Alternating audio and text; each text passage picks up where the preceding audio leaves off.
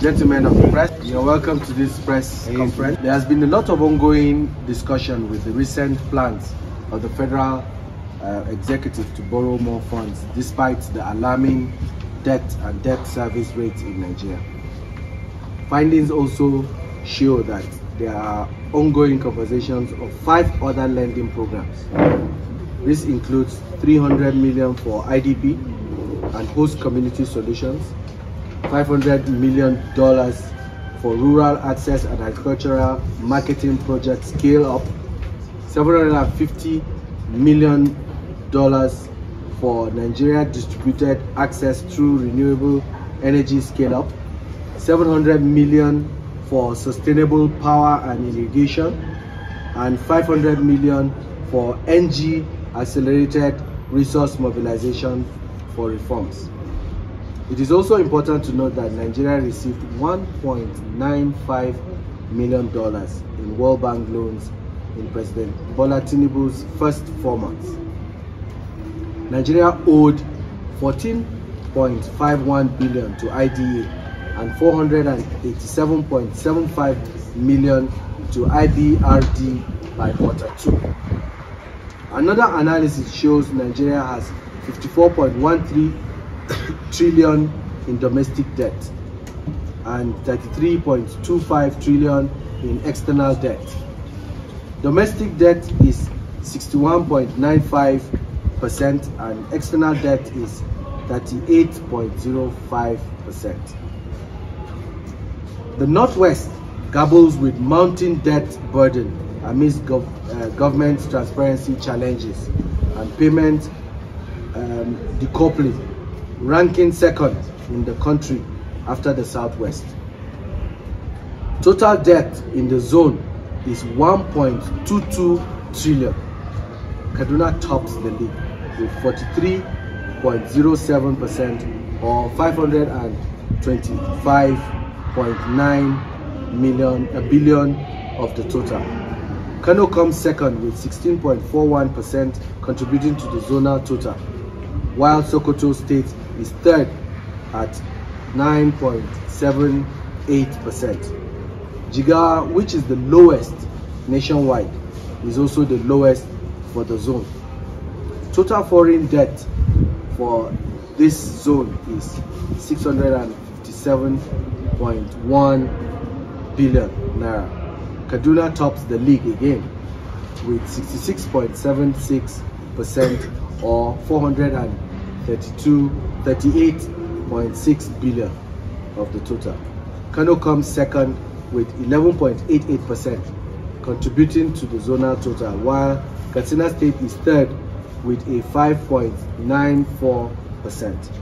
Jigawa is also again the lowest for this zone with just 3.08%.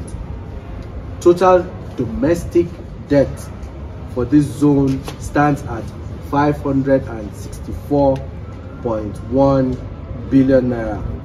Kano is on top with 21.69% or 122.4 billion of the total. Zamfara comes second with 17.07 contributing to the zonal total, while Sokoto State is third with a 16.25%. Jigawa again is the lowest for this zone with just 7.65%.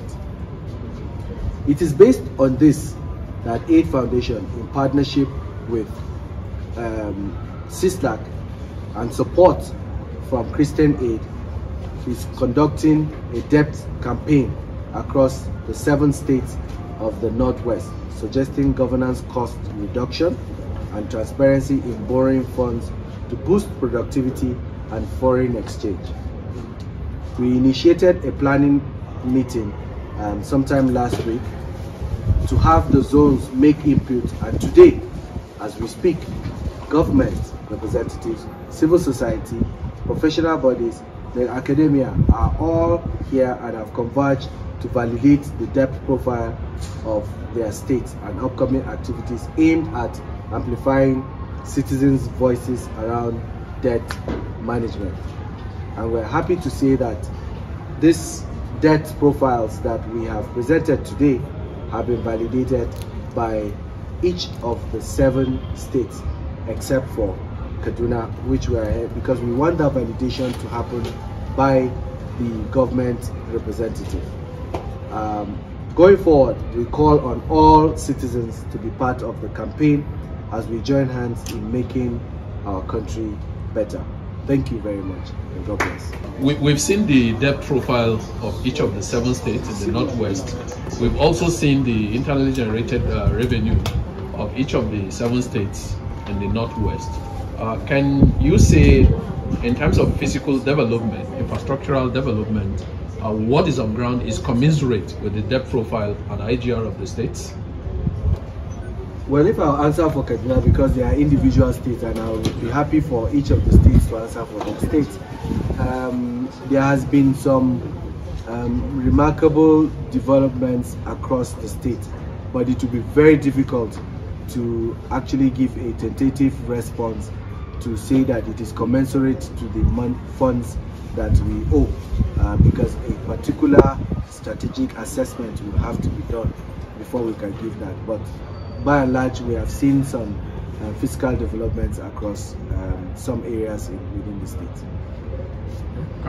Okay, for Kano State, in Kano we can see a series of developmental projects are taking place in Kano State, and actually we do not have any statistical data to reach a conclusion whether the loan that has been contracted by Kano is equivalent to projects we are seeing in ground.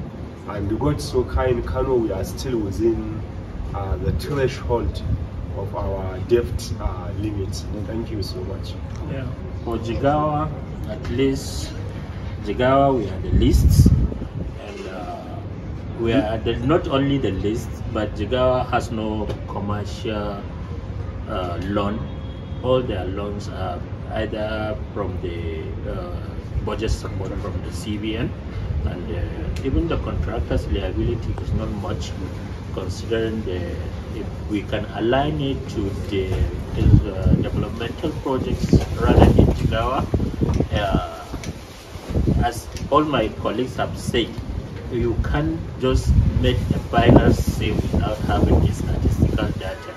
But considering the IGR of Jigawa is low due to informal sector in the state, that they cannot contribute to the state IGR, and our federal allocation and the debt servicing Jigawa is growing. Yes. I think for KB, I think we are next to Jigawa. Our debt profile is very low, but still the little the state government has secured. You cannot justify it because the money commensurates with the project on ground, despite the fact that KB is one of the states that is not the rice producing states. I know some times ago we have the state government secured Uncle Boros loan from CBN, and this also contributed to the money, to the debt that we have seen. And up to this moment, the rice production is just a mere story, and then the development projects in the state is not encouraging. So this is the situation we find ourselves. Thank you. I think for Katsina State, despite the fact that if you put all the debt together, domestic and foreign, we came, fifth in that sub-region. It's still not a good thing for the state, because if you look at the quantum of money put together and try to juxtapose it with what is on ground to justify, there is a very huge gap that needs more explanation. Even though if you come to the states, there are some projects which the people know that were implemented from loans taken from other financial lenders like the school bond and what have you, but still that is not enough to justify the figures that we have seen here as our debt liability. In terms of rank of the debt, I can say that it's a similar issue with the Kano. There is still developmental project going on in Sokoto State, but without statistics, we cannot justify that work is okay compared to the debt we are having in Sokoto. That is for Zamfara State, issue of insecurity is the main challenge of our development. But presently, with the present administration in place, they are trying to see that we fix the issue of insecurity, and we are hoping to have a good development in the state by the grace of God.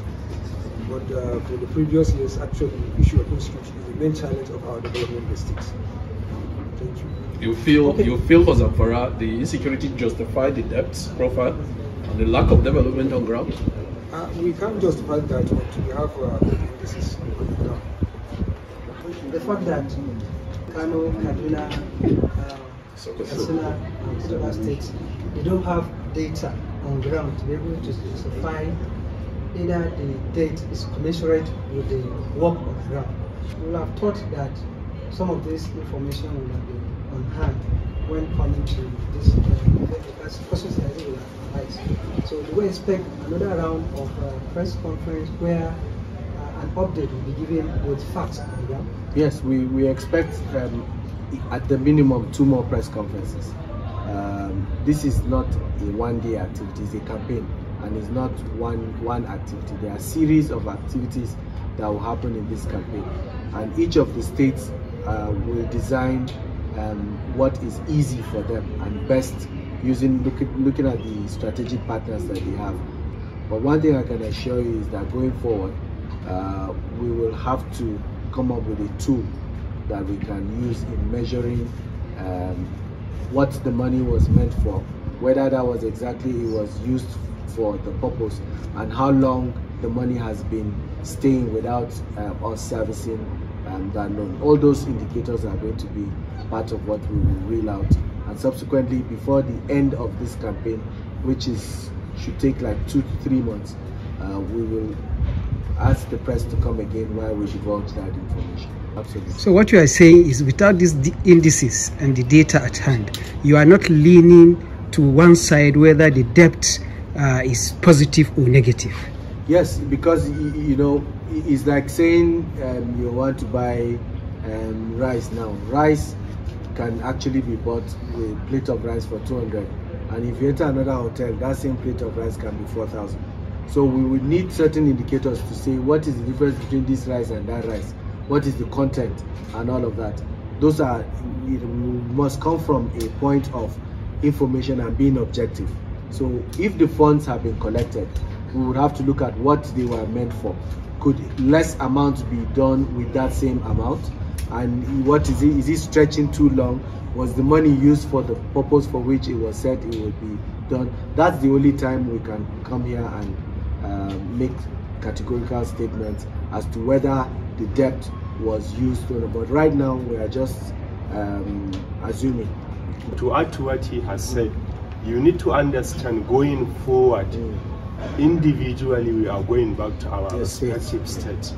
We are going to get more data, validation has taken place, so we are taking the data back to our individual state. And when you are making comparison to determine value for money, factors such as inflation, exchange rates, and a number of indices need to be taken into consideration. So it's not justifiable to make a conclusive statement as to whether what has been contracted is equivalent to the number of projects we are seeing in the Northwest. To add to what they have said, yes, it's not about trying to compare what the loan has been used for and what is the gap, if there is. The issue is centrally around how do we look at the other domestic sources so that we cannot be resorting to taking loan all the time, so that at least let us look inward and see how do we boost our revenue generation internally to cater for our basic needs instead of always going for this kind of loans that in most cases are not necessary. The theme of this conference is public debt should work for the people. Is this campaign affecting governance? Really, yes, because in the past we know that when governments want to take loans, they don't do consultations. The only time when they consult is when they want to engage the state assembly for them to get approval. But for this campaign, to yield the results, we want to advocate that henceforth, for any loan to be secured by the state government, certain process should be followed. One of these processes is that there should be a serious community engagement. Let community prioritize, let issues affecting community people be put into consideration. These are the things that are justification that government need to put in place, that for social loans we are securing, this is the things that we are going to inject this loan to, because people were not carried along. But this time around, as a result of this campaign, we want to see a situation whereby community people, citizens are being carried along when secure such kind of loans.